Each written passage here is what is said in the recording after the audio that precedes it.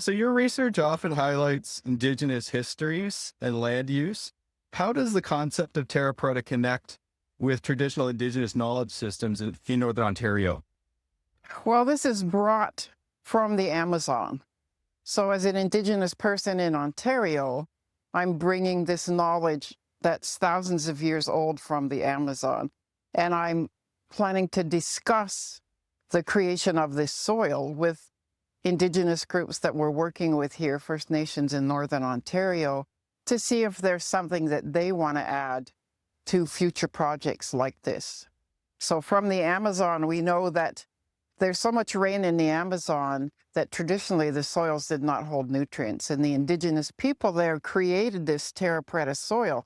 We know this from archaeological work. So the argument for the Amazon for a long time was very colonized. They said there weren't many people because they couldn't do agriculture. They couldn't grow food to support big civilizations. But archaeologists have shown that to be incorrect, based on findings of huge mounds of terra preta throughout the Amazon and huge village areas around these mounds of terra preta.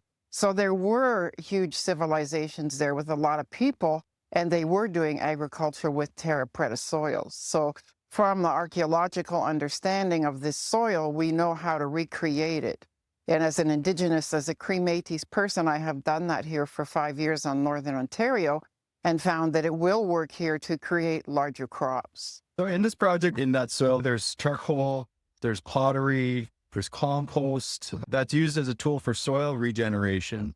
So what are the broader cultural and ecological implications of reintroducing this practice through an Indigenous lens?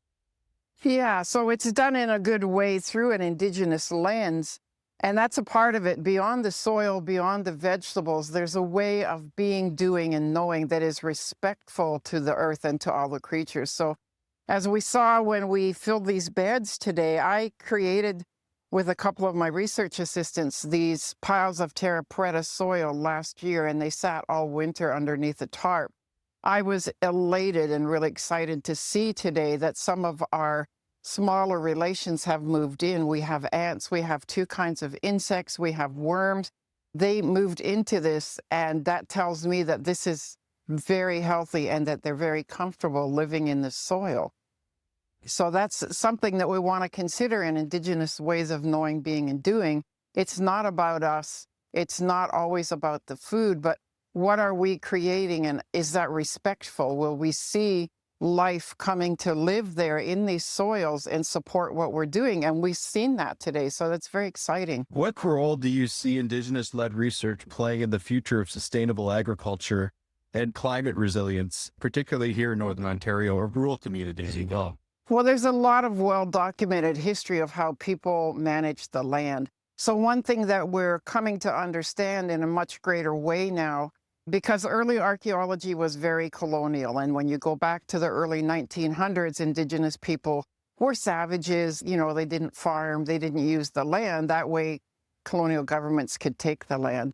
Now we're getting to these understandings where the land is being created here by the Indigenous people. In many areas of North America, we see well-managed forests.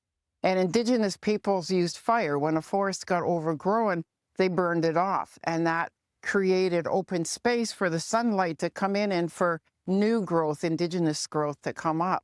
So Indigenous people were like people all over the world. They knew what were good food items. They knew the nut trees they wanted to grow. They knew the berry trees that were healthy. They knew how to use these foods, and they actually created and managed large forest areas. So a lot of what you see out there today that's called natural forest isn't natural forest, it's anthropomorphic.